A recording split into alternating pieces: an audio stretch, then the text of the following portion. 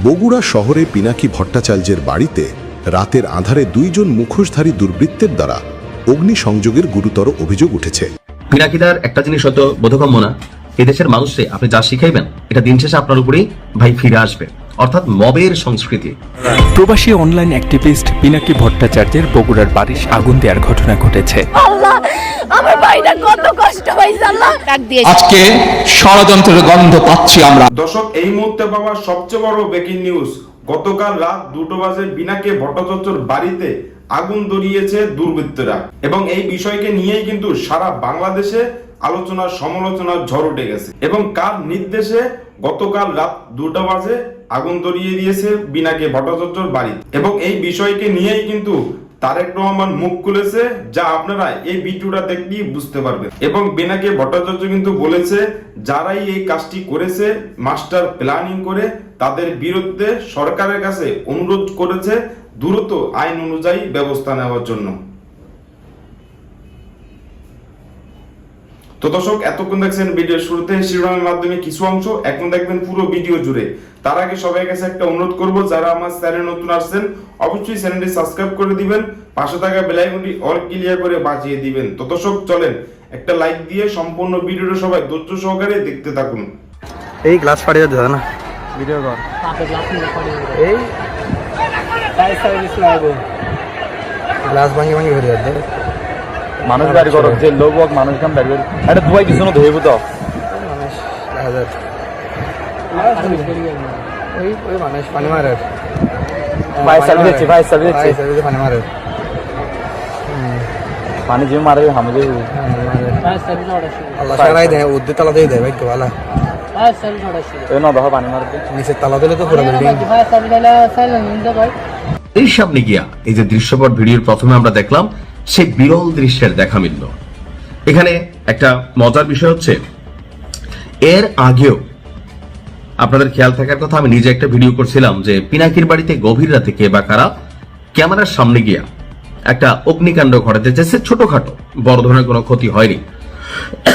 তখনও পিনাকি এটা নিয়ে অনেক বক্তব্য দিয়েছিল, আর আজকের দিনে তার বাড়িতে গিয়া প্রকাশ্যে মানুষ ভিডিও ফুটেজ করে স্লোগান দিচ্ছে, মিছিল করছে।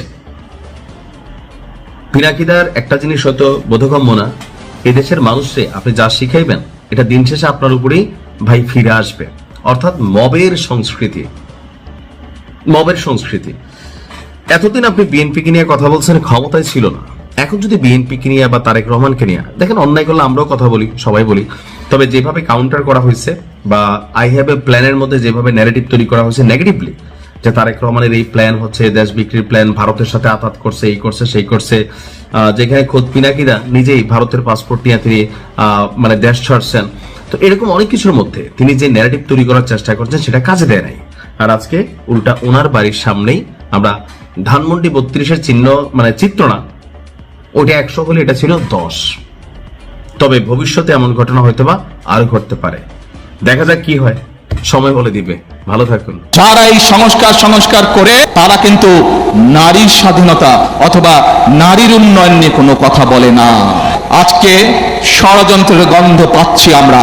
বিএনপি স্বাক্ষর করেছে, তারপরে আরো বিএনপির সাথে লাইন দিয়ে আরো কিছু দল স্বাক্ষর করেছে, সেখানে কতগুলো বিষয় দ্বিমত পোষণ করেছে অন্য দলের সাথে, এবং সেই মিটিং থেকে বেরিয়ে এসে আমরা জনগণের সামনে, দেশের মানুষের সামনে পরিষ্কারভাবে তুলেছি আমরা যে কোন কোন বিষয়ে আমরা একমত এবং কোন কোন বিষয়ে আমরা দ্বিমত পোষণ করি।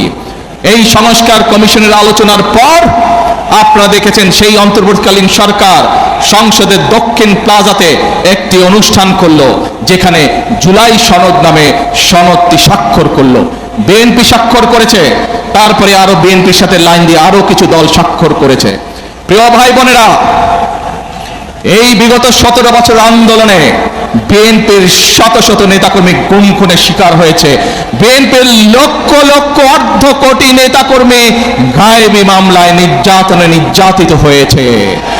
আজ এই হাজারো মানুষের সামনে দাঁড়িয়ে, এই মিডিয়ার সামনে পরিষ্কারভাবে আমি আবারও বলে দিতে চাই, সংসদের দক্ষিণ প্লাজায় দাঁড়িয়ে বাংলাদেশ জাতীয়তাবাদী দল যে জুলাই সনদে সই করে এসেছে, সেই জুলাই সনদের প্রত্যেকটি শব্দ, প্রত্যেকটি অক্ষর আমরা ইনশাআল্লাহ এক এক করে বাস্তবায়ন করব। কিন্তু বারবার পরিষ্কারভাবে এই কথা বলে দেওয়ার পরেও আমরা দেখলাম যে কিছু রাজনৈতিক দল সংসদে এবং সংসদের বাইরে জনগণকে বিভ্রান্ত করার জন্য কিছু কথাবার্তা তারা বলা শুরু করেছে। প্রিয় ভাই বোনেরা, অন্তর্বর্তীকালীন সরকার 11টি কমিশন করেছিল। 11টি কমিশনের মধ্যে সংবিধান আছে, বিচারের বিষয় আছে, প্রশাসনিক আছে, স্বাস্থ্য আছে, নারী আছে। আজকে ষড়যন্ত্রের গন্ধ পাচ্ছি আমরা।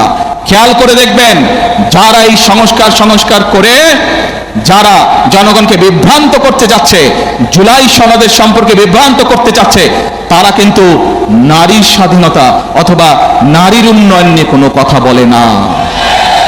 তারা ওষুধের, বাংলাদেশের মানুষের চিকিৎসার জন্য যে চিকিৎসা কমিশন করা হয়েছিল, বাংলাদেশের মানুষ যাতে ওষুধ সহজে পেতে পারে, চিকিৎসা সহজে। বগুড়া শহরে পিনাকি ভট্টাচার্যের বাড়িতে রাতের আঁধারে 2 জন মুখোশধারী দুর্বৃত্তের দ্বারা অগ্নিসংযোগের গুরুতর অভিযোগ উঠেছে। সামাজিক যোগাযোগ মাধ্যমে দেওয়া এক পোস্টে পিনাকি ভট্টাচার্য দাবি করেছেন, গতকাল গভীর রাতে আনুমানিক 2টোর সময় 2 জন মুখোশধারী ব্যক্তি তার বগুড়ার বাসার সামনের দরজায় আগুন ধরিয়ে দেয়। তিনি উদ্বেগ প্রকাশ করে বলেছেন যে তার বৃদ্ধা মা বাড়িতে থাকেন এবং এই ঘটনার পেছনে যারা রয়েছে তাদের সামান্য মানবিক বোধও নেই। তিনি স্পষ্ট করে উল্লেখ করেছেন যে এই দুষ্কর্মের উদ্দেশ্য হল রাজনীতি এবং তিনি দৃঢ়ভাবে বিশ্বাস করেন যে আওয়ামী লীগ এই সাহস দেখায়নি। এই মন্তব্যটি ঘটনাটিকে রাজনৈতিক প্রতিহিংসার দিকে ইঙ্গিত করছে। নিরাপত্তা কামনা ও আহ্বান। পিনাকি ভট্টাচার্য তার পরিবারের নিরাপত্তার জন্য বগুড়াবাসীর কাছে সাহায্য সমর্থন কামনা করেছেন। একই সঙ্গে তিনি বগুড়ার মাটি থেকে এই দুর্বৃত্তদের উৎখাত করার জন্য সর্বস্তরের জনগণের প্রতি আহ্বান জানিয়েছেন। পোস্টটিতে পিনাকি ভট্টাচার্যের অদম্য মনোভাব প্রকাশ পেয়েছে। তিনি হুঁশিয়ারি দিয়ে বলেছেন, দুর্বৃত্ত ধরা পড়বেই, কারা করেছে এই কাজ দেশবাসী জানতে পারবে। তিনি আরও অঙ্গীকার করেছেন, আমাকে কোনো হুমকিই থামাতে পারবে না। আমার বাড়ি ভস্মীভূত হয়ে গেলেও আমার কণ্ঠস্বর থামবে না। ইনকিলাব জিন্দাবাদ। এই বক্তব্যটি ইঙ্গিত দেয় যে তিনি সামাজিক বা রাজনৈতিক বিষয়ে সোচ্চার থাকার কারণে প্রতিহিংসার শিকার হয়েছেন। এই গুরুতর অভিযোগের পর স্থানীয় প্রশাসন বা পুলিশ এই বিষয়ে কোনো আনুষ্ঠানিক তদন্ত শুরু করেছে কিনা তা তাৎক্ষণিকভাবে জানা যায়নি। ঘটনার সত্যতা নিশ্চিত করতে এবং পরিবারটির নিরাপত্তা নিশ্চিত করতে দ্রুত তদন্ত প্রয়োজন বলে মনে করছেন স্থানীয় সুশীল সমাজ। আল্লাহ, আমার ভাইটা কত কষ্ট হয়েছে। আল্লাহ ডাক দিয়েছে, তোরা উঠি যায় এভাবে হানির হোত কিরকম উঠি যা, তারা উঠে নেই। তুমি আমার ভাইটা দেখো, আমার তো নামাজটা আমার ভাইরা করলো, আমি রোজা রাখি আমার তুমি উদ্ধার কামে সহযোগিতা করছো। আমি একটা নজর দেখলাম আমার ভাইয়ের। আল্লাহ তুমি